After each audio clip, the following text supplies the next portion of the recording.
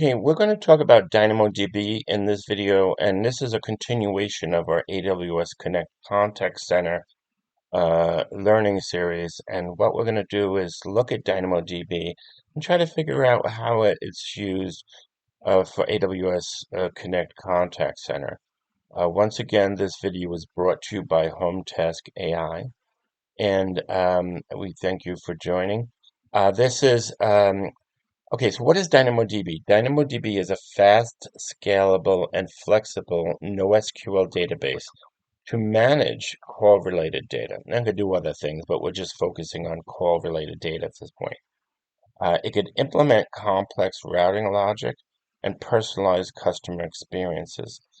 Bottom line is, if you need to persist anything in AWS while you're building an application, um, you can use DynamoDB, and it's a highly scalable database, a NoSQL database. And so that's what we're going to discuss here.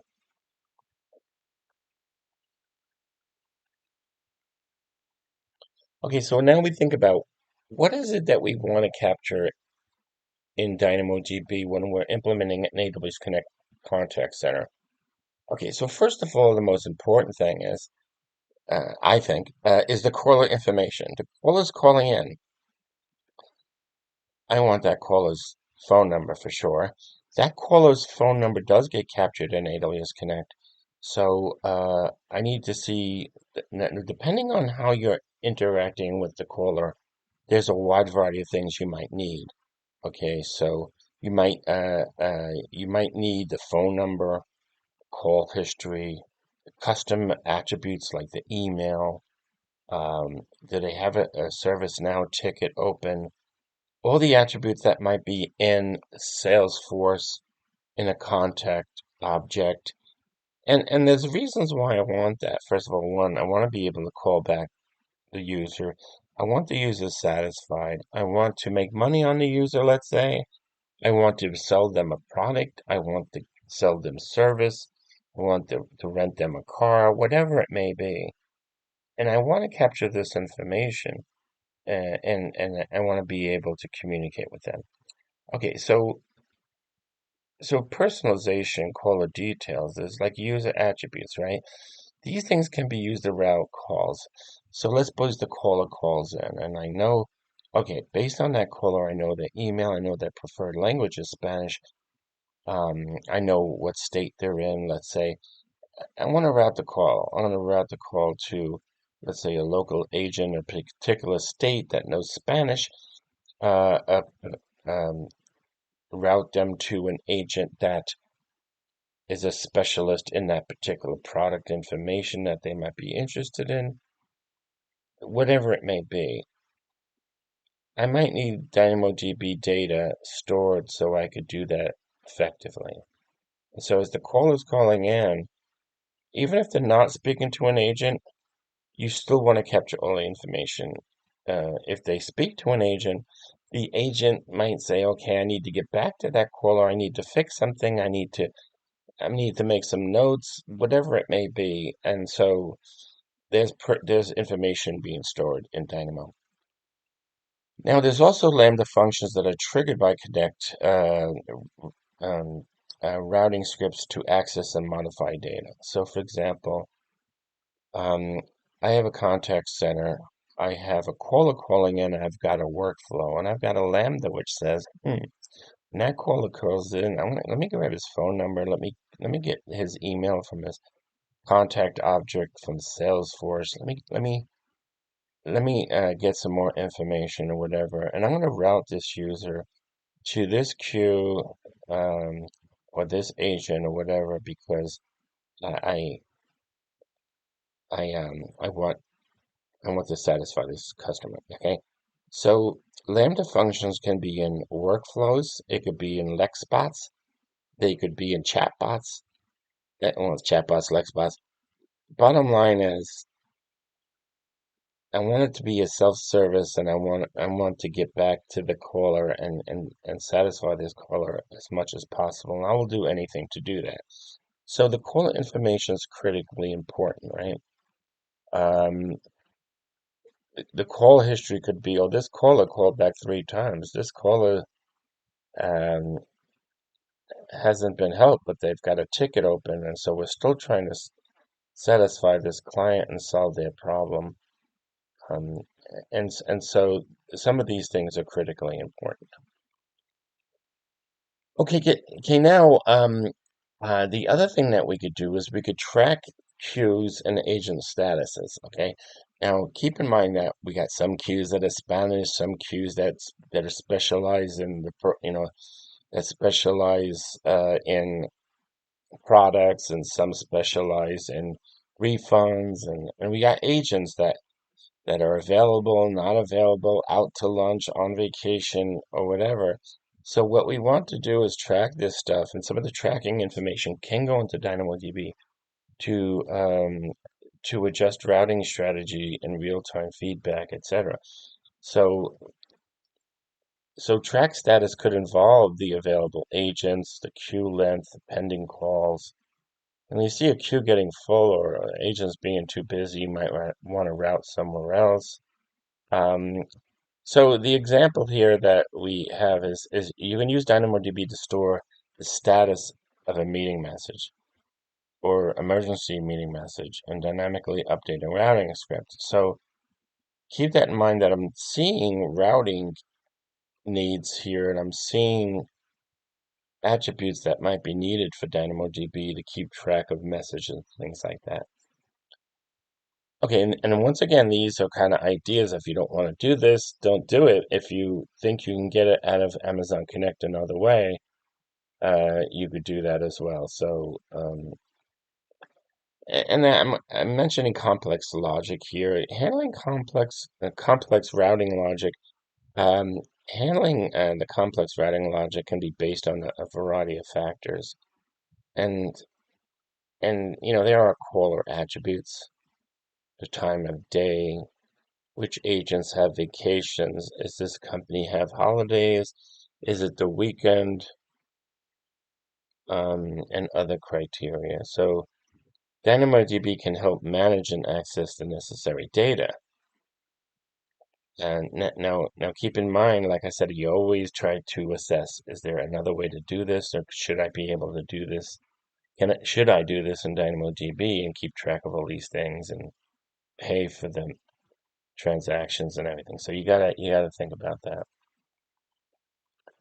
Okay, and scalability and performance is one of the reasons why folks use DynamoDB. Okay, its high load performance is needed, which it is in AWS Connect.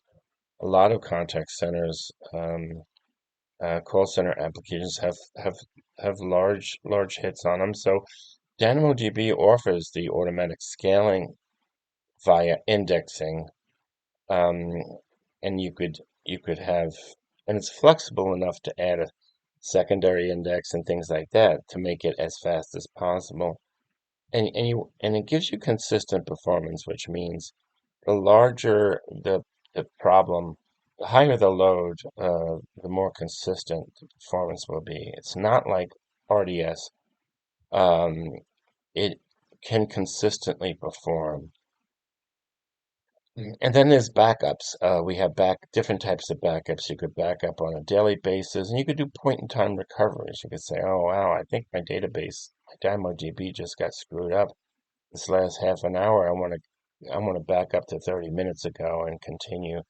You could do that with point-in-time recovery. Um, and there's data consistency. Data consistency. There's strong and eventual consistency. Now, the way DynamoDB works is when you're storing data into it, it's writing and it's replicating the data, let's say in 6 nodes and uh, different availability zones, whatever it's doing back there to it's eventually replicating data. And so if you write and you read at the same time, it's hard to tell whether you're going to get the last write or the previous write, and so it's eventual in the case that when you're reading from a node, and the last write, like a nanosecond ago, might eventually get there, but you might not have caught it when you're reading, so you get that previous value. If you want strong consistency, there's the option to have strong consistency. It might cost more, um, but you'll make sure that if you write um, into a database table or item, that when you read right after that write occurs, that you could get that last written value. That's strong data consistency. So it provides that if you want it, there's caching. Typically, you would cache from an API. You'd pull, let's say, read-only data from DynamoDB. You'd cache it in the API. But there is a DAX caching, which can give you 10 to 20 times performance and transactions. And you'd have to pay for it. You have to manage it across the environments, but it might be very useful if you have hundreds and hundreds of lambdas that are reading off of DynamoDB, and you need some sort of caching. And a lot of people use DynamoDB for cache because it's fast access, but it's not. Uh, like I said, with eventual consistency, it's hard to manage. But if you use DAX, then you have hundreds of lambdas reading. It's reading from cache that's 20 times faster than Dynamo, and so it would not only be a benefit to doing it, but it would also avoid incorrect implementations. Like if I wanted to cache inside of a Lambda global memory or something, that would might be wrong because the data in DynamoDB could be changing. So think about these things. Multiple regions. DynamoDB supports global tables. Global tables are tables that replicate across a region. Now, the biggest problem that I've seen is a region went down for over a day. The contact center goes down. Now, if you don't have the ability to fail over to, let's say, a minimal implementation in another region where users calling in and those calls are getting queued and will give you a call back as soon as the region comes up. Um, this is a problem, and so yes, um, and it's a big problem because folks typically go years implementing before they think about failing over to another region. But the global accelerator and other things can do this thing right. My personal opinion is if the calls are coming in to a region and the agents are answering the calls, if the region goes down, their calls still should go through some way, somehow, to a different region, and that region would tell them, we're going to give you a call back as soon as uh, we're going to give you a call back as soon as possible. And so the region one could be down, the east region could be down, the west region could be up, and agents could still be talking to customers. So the summary comment here is that DynamoDB is ideal for applications that need to handle large volumes of calls and data, and call center applications fit into that category. Now, callback management, I think, is critical because this is where self-service comes in. So, someone wants to call into my company, and and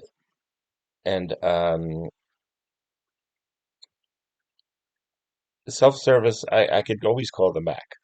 And I don't have to be there to answer the phone. I could have agents waiting. I could have my phone ring. I could do different things. But the bottom line is, I'd rather call them back. So self-service, customer schedule callback request, and available time slots, etc., can be stored in DynamoDB and managed that way. For example, I have a chat widget right now, and when the user is chatting, I could ask them, "What's your phone number? What's your email? What's your name? I'll call you right back." And that data could go right into DynamoDB, or I could send an email to someone who wants to receive that message that's in the locality of that customer. But it should always be persisted somehow, some way, so you don't lose those customers. Because an email server could go down, and then you've lost everything, right? Okay, so this is an important thing in self-service. to deal with um, callback management. Okay, so real-time wallboards. This might be terminology, but it's a visual overview of key performance indicators. Wallboards show you the real-time status, the current state of the center, metrics like the agent occupancy, the wait times, the call volumes. It enables you to make informed decisions and improvements of your contact center. And what you need to store in DynamoDB is related to what you need on the board. What you need on the board might be related to what are we designing for the wallboard. Now, Amazon does provide wallboards for different performance key indicators, and you should always look what's out of the box and what could be activated before you build anything. And this goes back to my my comment. Knowing the product well is better than starting to build something custom. Now there are contact lens shows you the performance and interaction between customers and agents. Very good dashboard, and there's other things. Okay, let's move on to talk about um, database design. How you would design these things. Now remember, what we have is agents, customers, um, and we're trying to satisfy the customers. We want to keep our customers. We want to satisfy them. We want to resolve their problems as soon as possible, and we want to have our system perform well. So that brings us to DynamoDB design and what's the best practice to provide a DynamoDB's tables for Amazon Contact Center.